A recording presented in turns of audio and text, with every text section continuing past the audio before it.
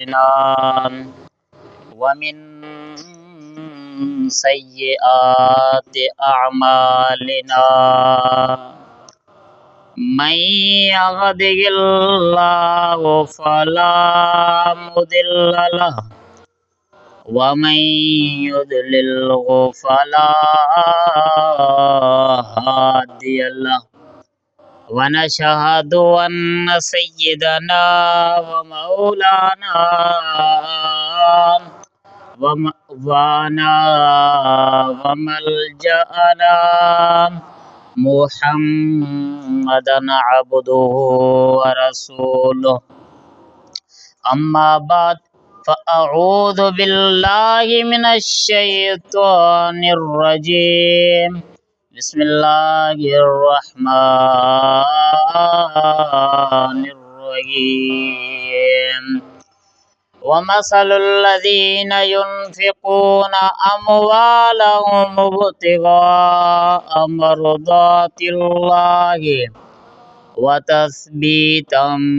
मिन अनफुसिहिम कमसलि जन्नतिन बिरबुवतिन असाबहा वाबिलुन फ़आतत उकुलहा दिअफ़ैन फ़इल्लम युसिबहा वाबिलुन फ़तल वल्लाहु बिमा तअमलून बसीर। सदक़ल्लाहु मौलानल अज़ीम व बल्लगना रसूलुहुन नबियुल अमीनुल करीम। इन्नल्लाहा व मलाइकतहु युसल्लूना अलन नबिय्य या अय्युहल्लज़ीना आमनू सल्लु अलैहि वसल्लिमु तस्लीमा। अल्लाहुम्मा सल्लि अला सय्यिदिना व मौलाना मुहम्मद व अला आलि सय्यिदिना व मौलाना मुहम्मदिन व बारिक व सल्लिम। अस्सलातु वस्सलामु अलैका या रसूलल्लाह अस्सलातु वस्सलामु अलैका या हबीबल्लाह अस्सलातु वस्सलामु अलैका या रहमतल लिल आलमीन व अला आलिका व अस्हाबिका अजमईन। अर्शन मथे अरबीबियो बलगल उला बिकमालिही सारो जहां रोशन थियो कशफत दुजा बिजमालिही उन जो खसलतो सब सुट्रियो हसनत जमीउ खिसालिही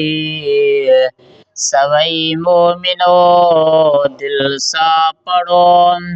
सल्लो अलैहि व आलिहि। अल्लाह रब्बुल इज़्ज़त की हम्द व सना हुज़ूर नबी मुकर्रम शफ़ी उमम रहमत दो आलम यतीमन जो यार गरीबन जो गमखार जनाबे मुहम्मद मुस्तफ़ा अहमद मुजतबा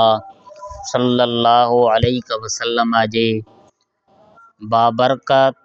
बारगाह मुक़द्दसा में हदिया दुरूद शरीफ पेश करने का बाद मुझा निहायत वाजिबुल एहतराम अज़ीज़ व दोस्त व भाइरो अस्सलामु अलैकुम व रहमतुल्लाहि व बरकातुहू। हज़रत ज़ी वक़ार अल्लाह सुब्हानहु व तआला जे क़ुरान मजीद फ़ुरक़ान हमीद मां एक आया करीमा जे तिलावत जो शर्फ़ हासिल कियो आहे। जंहिं आया करीमा में अल्लाह सुब्हानहु व तआला जेके माण्हू पंहिंजे माल मां दौलत वजां अल्लाह जे राह में ख़र्च कंदा आहिनि रब सुब्हानहु व तआला के राज़ी करण जे लाइ अल्लाह जे रज़ामंदी जे लाइ जेके पंहिंजे माल मां पंहिंजे दौलत मां या पंहिंजो जेको बि आहे उनखे रब जे रिज़ा जे लाइ रब जे राह में ख़र्च कंदा आहिनि तो अल्लाह सुब्हानहू व तआला उन्हनि जो हिकु मिसाल जे तौरु मिसाल ॾींदे ज़िक्र फरमायो कि वमसलुल लज़ीन युनफ़िक़ून अमवालहुम इब्तिग़ाअ मर्दातिल्लाहि, मिसाल उन माण्हुनि जो जेके पंहिंजा माल अल्लाह जे रज़ा जे लाइ ख़र्च कनि था। व तस्बीतम मिन अनफुसिहिम, पंहिंजे नफ़्स खे पंहिंजे जान खे पंहिंजे दिलि खे मुतमइन बनाइण जे लाइ, पंहिंजे दिलि खे सुकून ॾियण जे लाइ पंहिंजो माल दौलत मञा कुझु अल्लाह जे राह में ख़र्च था कनि। तो अल्लाह करीम फरमायो कि उन माण्हूअ जो मिसाल उन वांगुरु आहे कि उन बाग़ वांगुरु आहे जेको कमसल जन्नतिन बिरबुअतिन, जेको बाग़ हिकु मथां ई जॻह ते आहे यानी ज़मीन जे मथां ई टुकड़े ते आहे। असाबहा वाबिलुन,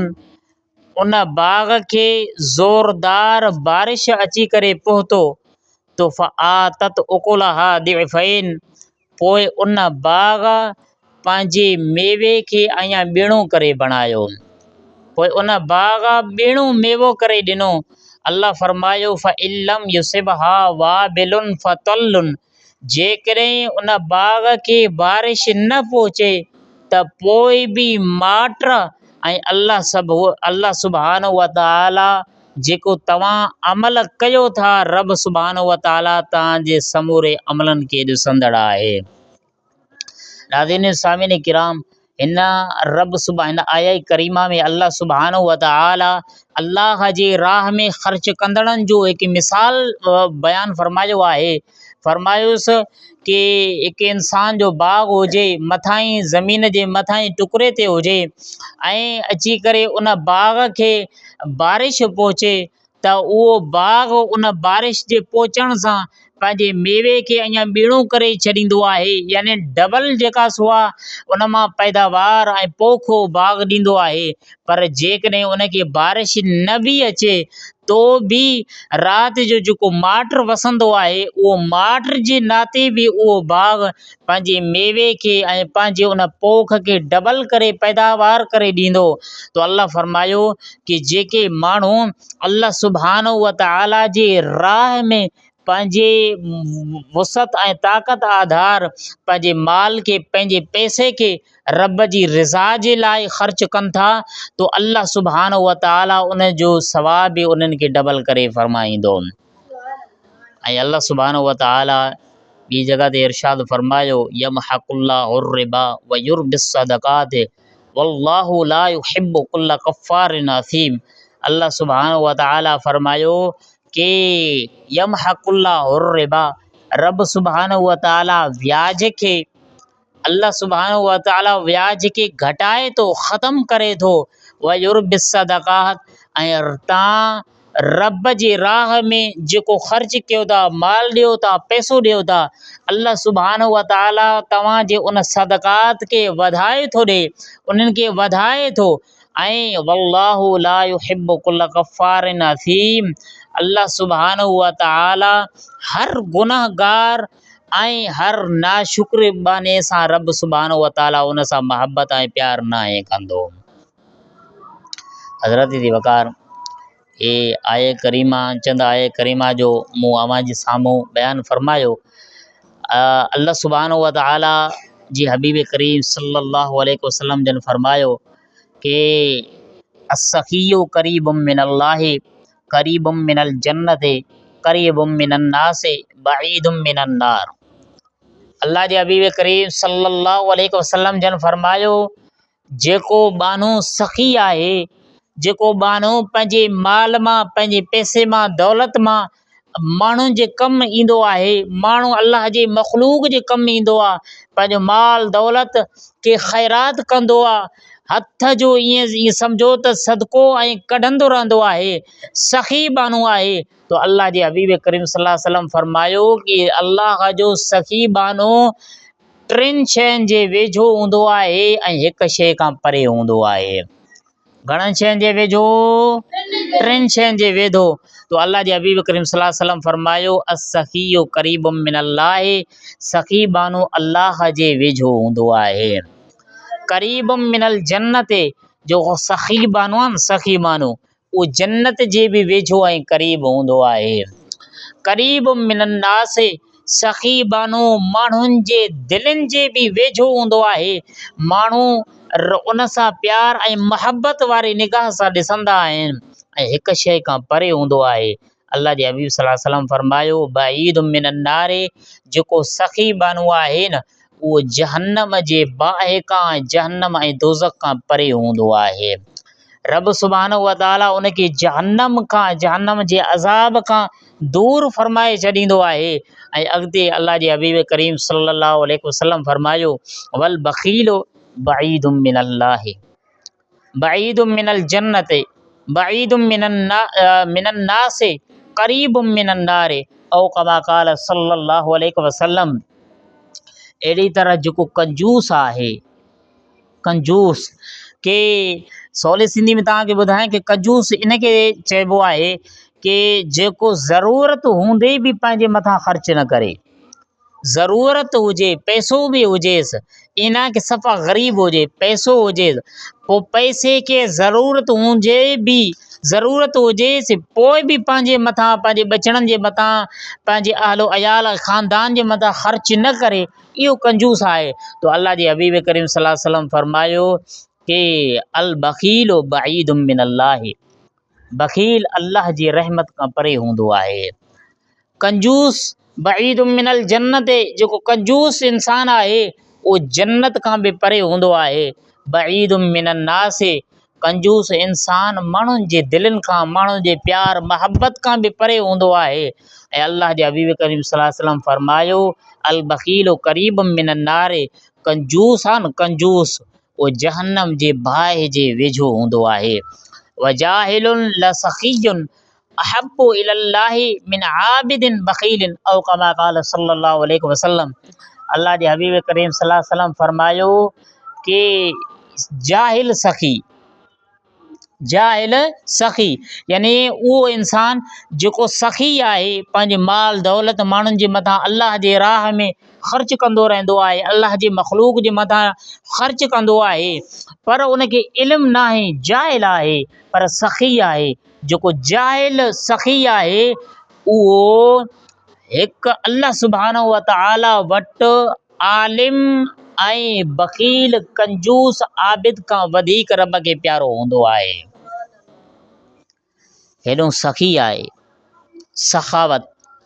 हूंदे बि अल्लाह सुब्हानहु व तआला जी राह में रब जे मख़लूक जे कमु अचे थो, सदको ख़ैरात। तो जाहिल हुजे, तोड़े उनखे इल्मु न हुजे, पर हुन जे मुक़ाबले में के आबिद हुजे, इबादत गुज़ार हुजे, अल्लाह सुब्हानहु व तआला जी ॾींहुं राति इबादत करे ऐं उन सां गॾोगॾु कंजूस हुजे। ऐं के इन हदीस में तो लफ़्ज़ न आहिनि, साहिब मिरकात फरमायो आहे कि आबिद बि इबादत गुज़ार बि हुजे, कंजूस बि हुजे ऐं हुजे बि आलिम। तो हेॾो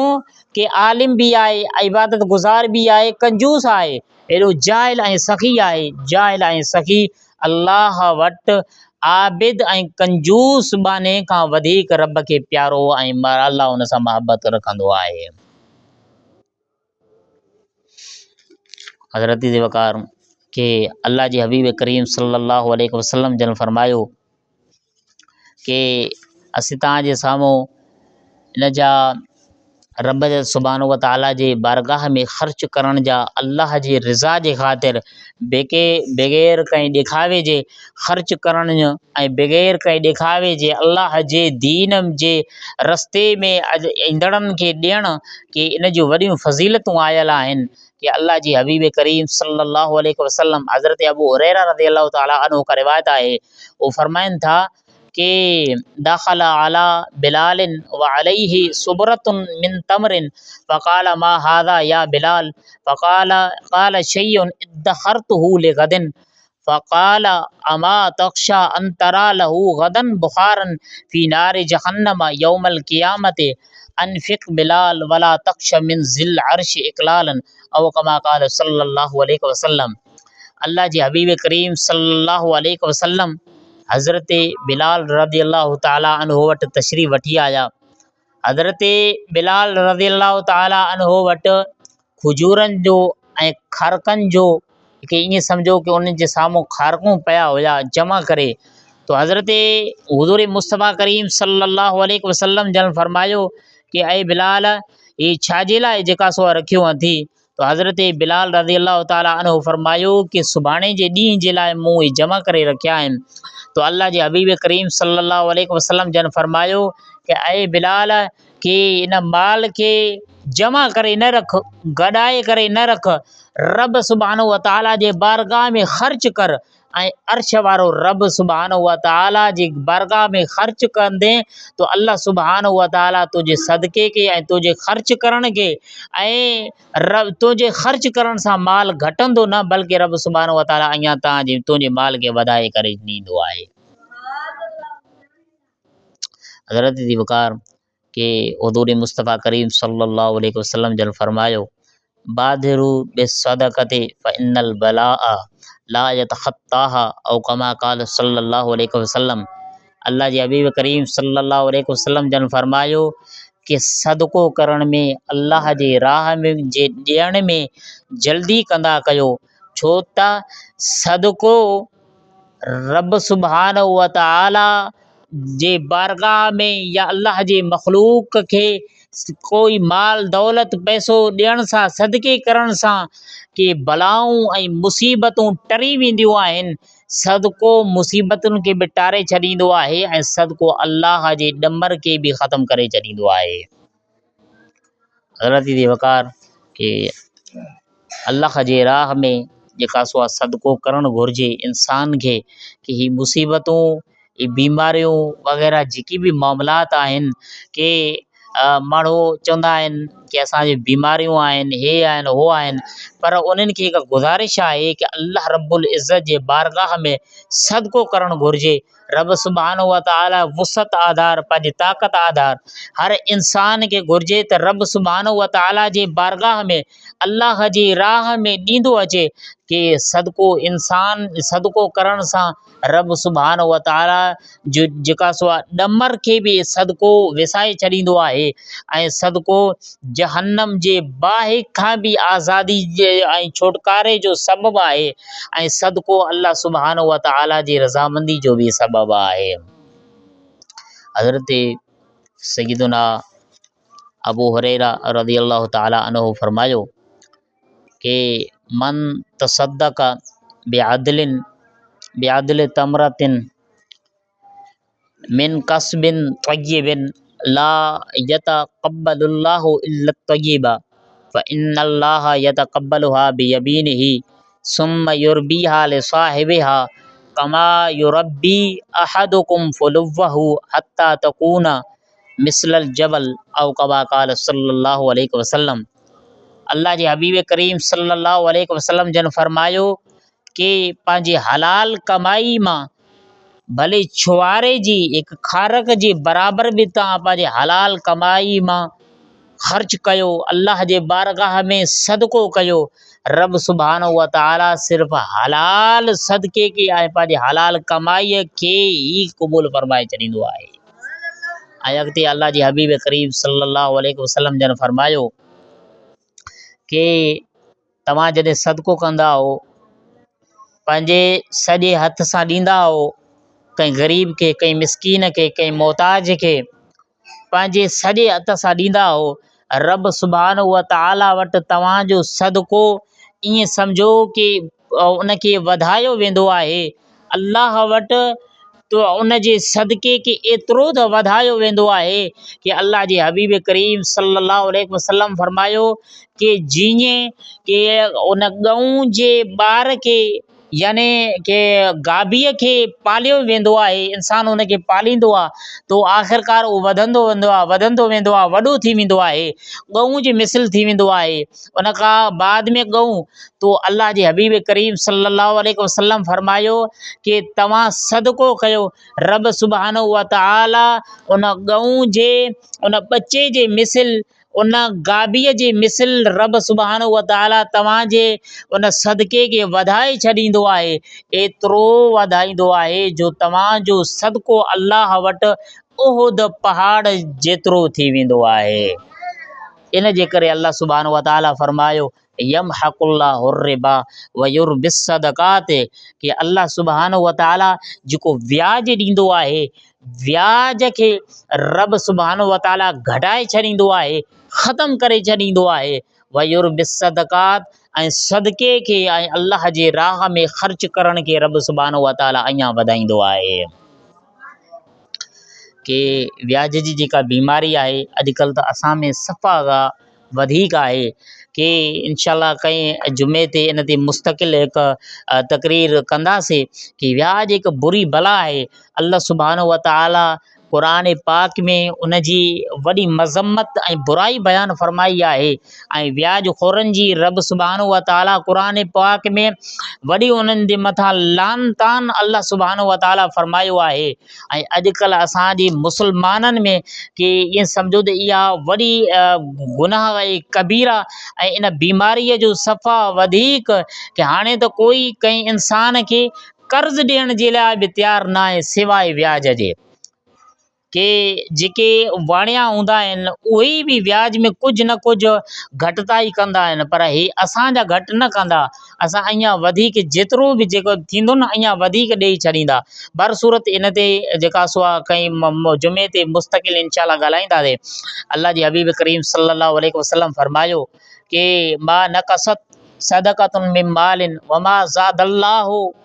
अबदन बिअफ़्विन इल्ला इज़्ज़न व मा तवाज़अ अहदुन लिल्लाहि इल्ला रफ़अहुल्लाहु औ कमा क़ाल सल्लल्लाहु अलैहि वसल्लम। हुज़ूर मुस्तफ़ा करीम सल्लल्लाहु अलैहि वसल्लम फरमायो कि जेको इंसान ख़ैरात कंदो आहे, ख़ैरात करण सां अल्लाह सुभाणे व ताला उन जे माल खे घटाए न छॾींदो। अल्लाह जे राह में ख़ैरात करण सां, रब जे राह में ॾियण सां उन जे माल खे घटायो न वेंदो, उन जो माल ख़तमु न थींदो आहे, घटिजंदो न आहे। ऐं जेको शख़्स के रब सुभाणे व ताला जी ख़ातिर, अल्लाह जी रिज़ा जे ख़ातिर कंहिं इंसान खे बख़्शे छॾे तो रब सुभाणे व ताला उन जी इज़त खे अञा वधाए छॾींदो आहे। तव्हांजी कंहिंसां नाराज़गी आहे, तव्हां कंहिंसां नाराज़ आहियो या उन सां को बि मामिलो दुनियावी या जेको बि मतिलबु थियो आहे, तव्हां उनखे बख़्शियो रब जी ख़ातिर, अल्लाह जी रिज़ा जे ख़ातिर, सुठी नियत करे तव्हां उनखे बख़्श करे छॾियो, माफ़ु करे छॾियो। तो अल्लाह जे हबीब करीम सल्लल्लाहु अलैहि वसल्लम फरमायो जंहिं शख़्स माफ़ु कयो न, माफ़ु कंदड़ जी शख़्स इज़त में अल्लाह घटाईंदो उन जी इज़त खे न, बल्कि अल्लाह रब्बुल इज़त माफ़ु कंदड़ शख़्स जी इज़त खे अञा वधाईंदो आहे। वमा तवाज़अ अहदुन लिल्लाहि इल्ला रफ़अहुल्लाहु औ कमा क़ाल सल्लल्लाहु अलैहि वसल्लम। अल्लाह जे हबीब करीम सल्लल्लाहु अलैहि वसल्लम फरमायो जेको रब जी ख़ातिर तवाज़ो करे, इनकिसारी करे, आजिज़ी करे, अल्लाह रब्बुल इज़्ज़त उन जी इज़त खे अञा वधाए छॾींदो आहे। अल्लाह जे ख़ातिर जेको तवाज़ो इनकिसारी करे, रब जे ख़ातिर पंहिंजो पाण खे हेठि करे, रब सुभाणे व ताला उनखे हेठि किरण न छॾींदो आहे, बल्कि अल्लाह उनखे अञा बुलंद करे छॾींदो आहे। तो हुज़ूर मुस्तफ़ा करीम सल्लल्लाहु अलैहि वसल्लम जनाबे सय्यदुना अबू हुरैरा रज़ियल्लाहु ताला अन्हु खां रिवायत आहे, ही महीनो हज़रत सय्यदुना सिद्दीक़ अकबर रज़ियल्लाहु ताला अन्हु जी बि मुनासबत सां आहे कि रसूल करीम सल्लल्लाहु अलैहि वसल्लम जन फरमायो जेको शख़्स अल्लाह रब्बुल इज़्ज़त जे बारगाह में ख़र्च कंदो आहे, इन में हदीस पाक में हज़रत सय्यदना सिद्दीक़ अकबर रज़ियल्लाहु ताला अन्हु, हज़रत अबू बकर सिद्दीक़ रज़ियल्लाहु ताला अन्हु जी बि हिकु फ़ज़ीलत बयानु थियल आहे। ऐं ॿियो रब जी बारगाह में जेको अल्लाह जी रिज़ा जे ख़ातिर ख़र्च कंदो आहे उन जी बि फ़ज़ीलत बयानु थियल आहे। तो बार सूरत अल्लाह जे हबीब करीम सल्लल्लाहु अलैहि वसल्लम फरमायो जेको अल्लाह जे राह में ख़ैरात करे, रब सुभाणे व ताला क़यामत जी ॾींहुं उनखे जन्नत जे समूरनि दरवाज़नि खां उनखे सॾियो वेंदो आहे। जेको अल्लाह जे ख़ातिर ख़र्च करे, रब सुभाणे व तआला क़यामत जे ॾींहुं जन्नत जे समूरनि दरवाज़नि खां उनखे घुरायो वेंदो, उनखे सॾियो वेंदो। अल्लाह जे हबीब करीम सल्लल्लाहु अलैहि वसल्लम जन फरमायो कि जन्नत जा घणा ई दरवाज़ा आहिनि ऐं जेको नमाज़ी हूंदो उनखे नमाज़ वारे दरवाज़े खां सॾियो वेंदो, जेको जिहाद वारो हूंदो उनखे जिहाद जे दरवाज़े खां सॾियो वेंदो, जेको रोज़ेदार हूंदो उनखे रोज़े वारे दरवाज़े खां बाबुर रैयान खां सॾियो वेंदो ऐं जेको सदको कंदड़ हूंदो उनखे सदके कंदड़ जे दरवाज़े खां घुरायो वेंदो। तो हज़रत सैयदना अबू बकर सिद्दीक़ रज़ी अल्लाह ताला अन्हु फरमायो, अर्ज़ु कयो बल्कि के छा या रसूल अल्लाह सल्लल्लाहु अलैहि वसल्लम, छा अहिड़ो को शख़्स आहे जंहिंखे जन्नत जे समूरनि दरवाज़नि खां सॾियो वञे? हूंदो त हिकु शख़्स, पर उन जी इज़त ऐं उन जी अज़मत ऐं उन जी शान जी उन क़यामत में बि उन जी इज़त ऐं अज़मत ऐं उन जी शान ऐं उन जे वक़ार जो इज़हार कयो वेंदो। तो हज़रत सैयदना सिद्दीक़ अकबर रज़ी अल्लाह ताला अन्हु अर्ज़ु कयो, या रसूल अल्लाह, अहिड़ो को शख़्स आहे जंहिंखे जन्नत जे समूरनि दरवाज़नि खां क़यामत जे ॾींहुं सॾियो वञे? तो अल्लाह जे हबीब करीम सल्लल्लाहु अलैहि वसल्लम फरमायो, जी सिद्दीक़ अकबर, उहो मां सम्झां थो कि उहो तूं आहीं जंहिं सिद्दीक़ खे क़यामत जे ॾींहुं जन्नत जे समूरनि दरवाज़नि खां सॾियो वेंदो। जन्नत जा जेके दारोगा हूंदा या जन्नत जा जेके फ़रिश्ता हूंदा जंहिंजी ड्यूटी लॻल हूंदी, उन फ़रिश्तनि मां हर हिकु फ़रिश्तो ऐं हर हिकु सॾींदड़ इहो के सॾु कंदो कि जनाब सैयदना सिद्दीक़ अकबर रज़ी अल्लाह ताला अन्हु, होॾों बि सॾु ईंदो सिद्दीक़ अकबर, सिद्दीक़ अकबर, सिद्दीक़ अकबर। तो हज़रत सैयदना सिद्दीक़ अकबर रज़ी अल्लाह ताला अन्हु दाख़िल त हिकिड़े दरवाज़े तां थींदा, पर उन दरवाज़े जन्नत जे दरवाज़े यारनि मां हर हिकु इहो चाहत कंदो कि इहो चाहींदो कि हज़रत सिद्दीक़ अकबर असांजे दरवाज़े खां अंदरि दाख़िल थियनि ताकी असांखे ख़िदमत जो मौक़ो हासिलु थिए ऐं संदन उन अज़मत खे, इज़त खे क़यामत जे ॾींहुं बि समूरी इंसानियत जे मथां ॾेखारियो वेंदो उन्हनि खे कि हज़रत सैयदना सिद्दीक़ अकबर रज़ी अल्लाह ताला अन्हु जो उहो शान आहे जो क़यामत जे ॾींहुं हज़रत सिद्दीक़ अकबर रज़ी अल्लाह ताला अन्हु खे जन्नत जे समूरनि दरवाज़नि खां सॾियो वेंदो। हुज़ूर मुस्तफ़ा करीम सल्लल्लाहु अलैहि वसल्लम ऐं सदको या ख़ैरात करणु, सदका लफ़्ज़ इहो जेको आहे अरबी जो लफ़्ज़ आहे, तो तव्हां सम्झंदो कि सदको सिर्फ़ु इहो ई आहे कि बसि जेब मां माल कढी करे कंहिंखे ॾियणु, इहो ई सदको आहे,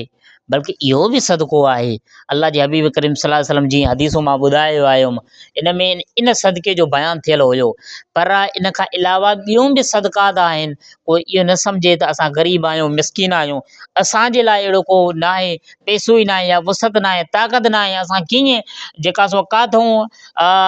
अल्लाह जे बारगाह में सदको कयूं, किथां आणियूं? बल्कि इन खां अलावा अल्लाह जे हबीब करीम सल्लल्लाहु अलैहि वसल्लम जन फरमायो कि कुल्लु मारूफ़िन सदक़तुन, अल्लाह जे हबीब करीम सल्लल्लाहु अलैहि वसल्लम फरमायो कि हर भलाई जो कमु करणु इहो ई सदको आहे। हर भलाईअ जो कमु करणु, जेको बि भलाई आहे, भले उहो मख़लूक जे मथां कंहिं इंसान खे कंहिं रस्ते वारे खे रस्तो ॾेखारियोसि, रस्तो ॿुधायोसि, इहो बि भलाई जो कमु, कंहिं कमज़ोर इंसान जी मदद कयोसि, उनजी इहो बि भलाई जो कमु, कंहिं इंसान खे सुवारी जे मथां चाढ़ियोसि, कमज़ोर हुयो न चढ़ी सघे पियो, इहो बि जेका सो सदको आहे। बर सूरत नमाज़ पढ़णु, इहो बि भलाई आहे, इहो बि सदको आहे। बार सूरत अल्लाह जे हबीब करीम सल्लल्लाहु अलैहि वसल्लम फरमायो कि हर भलाई सदको आहे। अल्लाह जे हबीब करीम सल्लल्लाहु अलैहि वसल्लम हज़रत सैयदना अबू मूसा अशारी रज़ी अल्लाह ताला अन्हु खां रिवायत आहे, वो फरमाइनि था कि हुज़ूर मुस्तफ़ा करीम सल्लल्लाहु अलैहि वसल्लम जन फरमायो, अला मुस्लिमिन सदक़तुन, कि हर मुसलमान ते सदको आहे। साहबे किराम अर्ज़ु कयो, या रसूल अल्लाह सल्लल्लाहु अलैहि वसल्लम, जेकॾहिं उनखे कुझु न हुजे तो फरमाइसि कि पंहिंजे पाण वटि जेब में पैसो न अथसि, कमाए करे उन कमाई वारे पैसे मां पाण बि नफ़ो खणे ऐं ख़ैरात बि करे, सदको बि करे। तो हुज़ूर मुस्तफ़ा करीम सल्लल्लाहु अलैहि वसल्लम अर्ज़ु कयो, या रसूल अल्लाह, जेकॾहिं कमाए न सघे तो ॾिसो न कि साहबे किराम केतिरा और हुज़ूर मुस्तफ़ा करीम सल्लल्लाहु अलैहि वसल्लम खां सुवाल करे कि असांजे लाइ इहे आसानियूं पैदा करे छॾियूं कि अल्लाह जे हबीब करीम सल्लल्लाहु अलैहि वसल्लम वटि अर्ज़ु कयूं, या रसूल अल्लाह, जेकॾहिं कमाइण जी उन में सघ न हुजे तो हुज़ूर मुस्तफ़ा करीम सल्लल्लाहु अलैहि वसल्लम फरमायो, मज़लूम हाजतमंद जी मदद करे, इहो बि सदको आहे। तो अल्लाह जे हबीब करीम सल्लल्लाहु अलैहि वसल्लम खां अर्ज़ु कयो वियो, या रसूल अल्लाह, जेकॾहिं उहो इहो बि न करे सघे, मज़लूम इंसान जी मदद न करे सघे, तो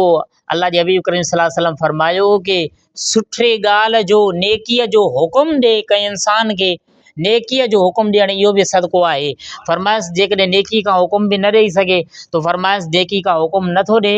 तो फलिहाज़ा कंहिं इंसान खे बुराई खां रोके, इहो बि सदको आहे। तो अल्लाह जे हबीब करीम सल्लल्लाहु अलैहि वसल्लम खां साहबे किराम अर्ज़ु कयो, या रसूल अल्लाह, जेकॾहिं कंहिं इंसान ॿिए खे बुराईअ खां रोके बि नथो सघे तो अल्लाह जे हबीब करीम सल्लल्लाहु अलैहि वसल्लम अॻिते तवजो कंदो, अगरि हदीस जे लफ़्ज़नि ते हुज़ूर मुस्तफ़ा करीम सल्लल्लाहु अलैहि वसल्लम फरमायो, जेकॾहिं ॿिए खे पाण कमाइण बि सघ में नथसि, कंहिं मज़लूम इंसान जी मदद बि नथो करे सघे, नेकीअ जो हुकुम बि कंहिंखे नथो ॾेई सघे ऐं कंहिं उन बुराईअ खां रोके बि नथो सघे ॿिए खे, तो फलिहाज़ा पाण ई बुराईअ खां रुकिजी वञे, पंहिंजो पाण नेकी जा कम करे ऐं पाण बुराई वारा कम छॾे ॾे ऐं पंहिंजो पाण जेकॾहिं सुधरी वियो, बुराई वारा कम छॾे ॾियोसि, इहो बि रब सुभाणे व तआला जे तरफ़ां उनखे सदके जो सवाबु ॾेई वेंदो आहे। पाण खे बुराईअ खां बचाए, ॿिए खे बुराई जे खां नथो रोके सघे तो पंहिंजो पाण खे बुराईअ खां बचाए, तो पंहिंजो पाण खे बुराईअ खां बचाइणु इहो बि सदको आहे।